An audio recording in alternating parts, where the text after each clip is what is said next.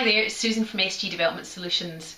Well, I've got some more really interesting insights into your brain that I'd like to share with you. As you know, I've been on a Neuroscience for Coaches programme, and I'm now part of a group who's looking at further exploring the sort of latest thinking and research into neuroscience. So loads and loads of more things I'd like to share with you.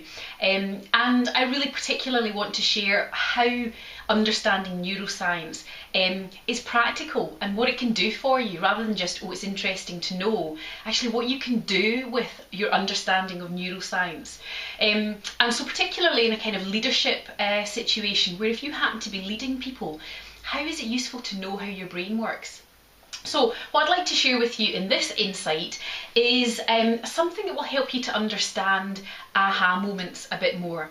Now, have you ever had an aha moment or a eureka moment where suddenly an answer just comes to you? You don't know where it's come from, and often that answer is better than the answer that you perhaps would have come up with if you'd spent a lot of time thinking about something. But have you ever wondered why those aha moments and eureka moments happen at the most odd times? So maybe when you're out for a walk, when you're lying in the bath, particularly when you're trying to drop off to sleep at night, suddenly the thing just comes to you. Now, here's the science bit behind it in terms of understanding where those come from. There's a network in your brain. We have about 15 or so different brain networks, which are really kind of just clusters of different neural pathways that all work together. And there's one in particular which is relevant to what I'm talking about today, and it's called the default mode network. Now, these networks I think are really interesting because rather than us thinking about individual parts of the brain in isolation, what it's doing is helping us to understand how different parts of the brain and different pathways connect together to help us understand things like creative thinking, the role of emotions in decision making, various things. Some of the things that I've talked about in my previous blogs help us to understand how things work together. Now, the default mode network is fascinating.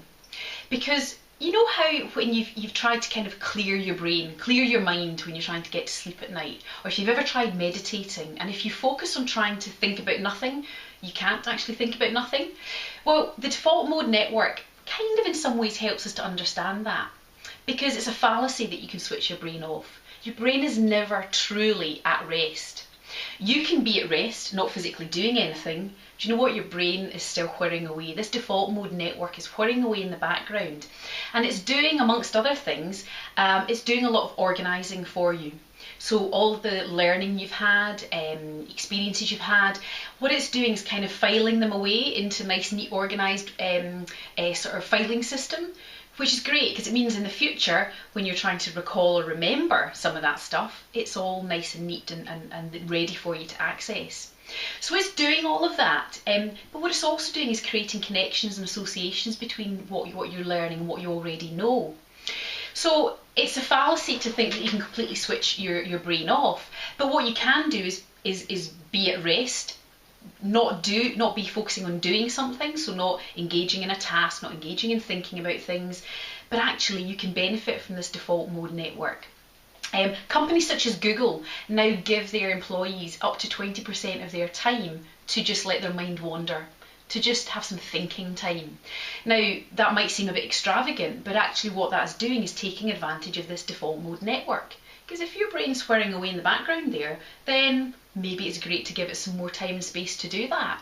Because in terms of creative thinking, it can actually help you if you can detach from the external world, if you can detach from external stimuli and allow your brain to work just on what's already there without being distracted by other stuff.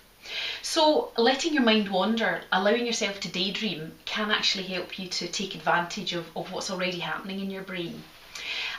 So another piece of research which is relevant here, which I think is interesting, if you've ever tried meditating and you've tried something like focused attention or focused breathing meditation, and you find it quite challenging to keep your focus on one thing, some research is now suggesting that a more non-directive way of meditating, so mind wandering, actually can help you to access and to use the benefit of this default mode network.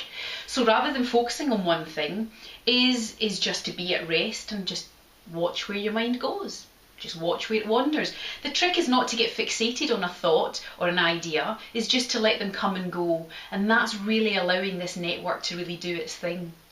So it's official, daydreaming, mind wandering is good for you, and it's all about tapping into what your brain's actually doing naturally, but doing it in a way that you can actually take advantage of and get some benefit from. So I hope you found that useful food for thought, but just allow yourself that time to relax. You've heard me talking about pressing pause. Well, now we know why pressing pause really works, because you're pressing pause in some respects in terms of activity and thinking, but you're not pressing pause in your brain, so you can take a real advantage of the amazing stuff that's going on in there. So I hope you found that interesting, hope you found it useful, and as usual, please share your thoughts on how you've been able to use this stuff, this neuroscience stuff, in real practical ways at home, at work, in whatever capacity you can find that you can use it. So thank you for watching, and I'll look forward to sharing more insights with you in the future. Thanks very much. Bye.